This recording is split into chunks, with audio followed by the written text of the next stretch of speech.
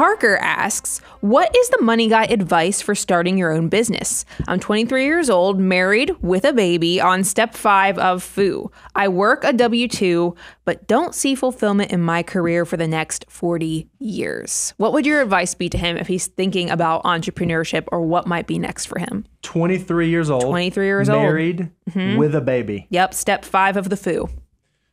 Brian, I'm going to let you start this one if you're okay with it, because like, you've lived through this, right? Like you said this, that you had this experience and you went through and you're like, you know what, I got to change something. I got to change something in my life. And maybe Parker's at that place. I'd love to hear a little bit about your experience, what went into that, and then I'll throw some color in there if you leave anything on the bone. So here's what I think is interesting. I didn't initially think I was going to be an entrepreneur, even though now look back on, there were some things in my life that happened that was definitely part of the invisible hand process. My father losing his job when I was in the 7th, 8th grade, after he'd been with the company for over 20 plus years. That had a shape on me. And then the clarity I got from trauma, meaning my dad passed away when I was in my mid-20s. And I got this blinding clarity from him leaving the earth so early, and the fact that I realized very quickly I didn't like how my life was going. And that sounds like, Parker, you're having a little bit of this, and the fact that I realized I was never going to be at, my kid's stuff like my dad was, because I was just going to be doing this corporate life.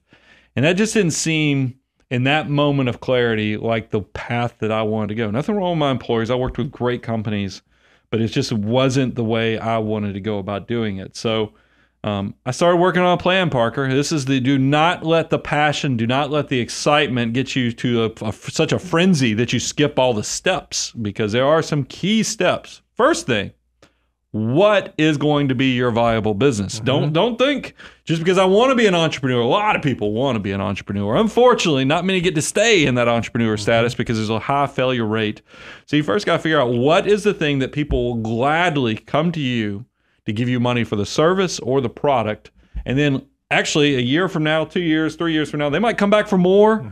They might actually need more, and you have to be really good, because sales can sell a product one time, but something has to be so good, has to be so talented, has to be something that actually gives it staying power. Figure out what that is first. That's the first thing, because we all aspire to because you're thinking all these great things. The second thing is you go ahead and start creating the plan.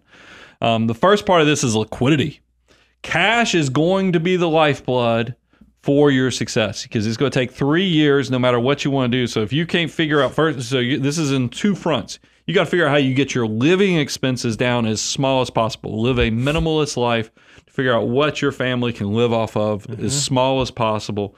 At the same time you're living off the minimalist life, getting your footprint, your expense footprint down as small as possible, you're trying to pack in as much money into the savings account as possible so you actually get to that 3-year point.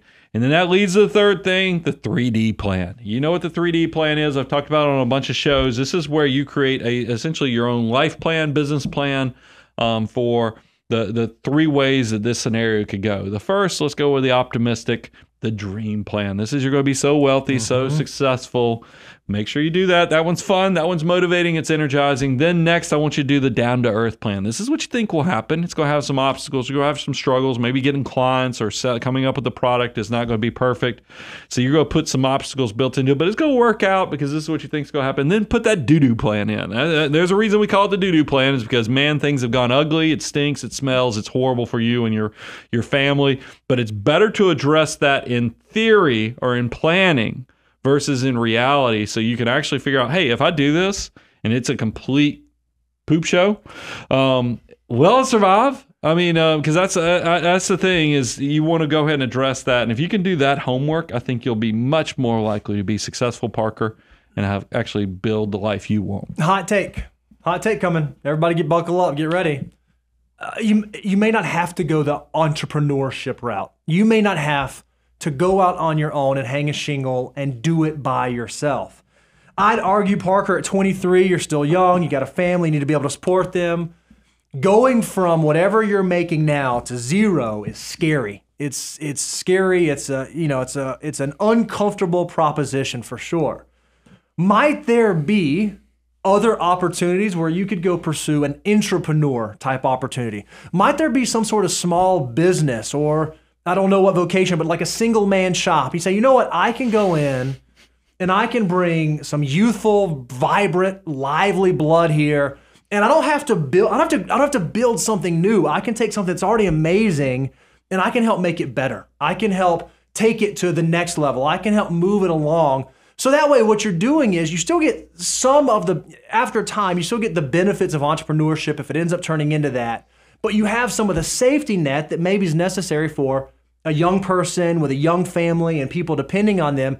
I don't think it has to be this idea of I have to go out on my own. There might be opportunities where you can plug in and still do the things you want to do the way you want to do it without having to be out there completely by yourself. It's something worth at least thinking about, investigating, looking into, and you may be amazed at what opportunities you find when you start looking in that avenue. Man, you did that in a very good Seinfeld-like way. I felt like going boom, boom, boom, boom, boom, because you actually encapsulated both of us. Yeah, that's and it. Brought it full circle around.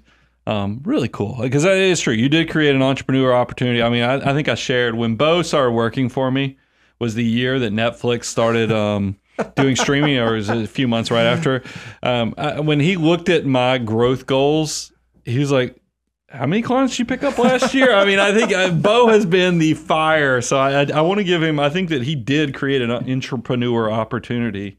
And you guys are the beneficiary. I'm the beneficiary. Bo's the beneficiary. The whole team, the 30 employees are a beneficiary. So Parker, it doesn't, and that's probably ties into, Parker, here's one other thing, because I know society has made it where entrepreneurs, because it's the buck wild path, it's the sexy path, it's cool path.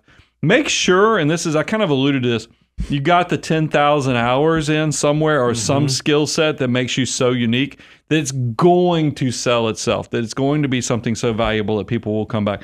I feel like sometimes the passion or the desire to have something, people just go out there and crave it without doing leg day and actually doing the hard work to figure out what actually is the value proposition. Ronnie Coleman, everybody want to be big. Don't nobody want to lift the really heavy weight.